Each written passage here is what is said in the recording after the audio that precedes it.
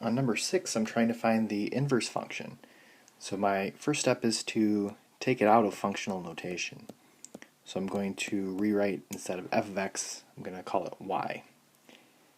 My next step is going to be to swap my x and my y. So I'm just changing, wherever I see a y I'm putting an x, and wherever I see an x I'm putting a y. My next step is to solve for y. So there's this plus 1 here, I want to move that to the other side. And then we have y cubed. So to get rid of a cubed, you want to take the cubed root. So I want to take the cubed root of both sides. And that would give me y is equal to the cubed root of x minus 1. So the cubed root really cancels out with the cube there.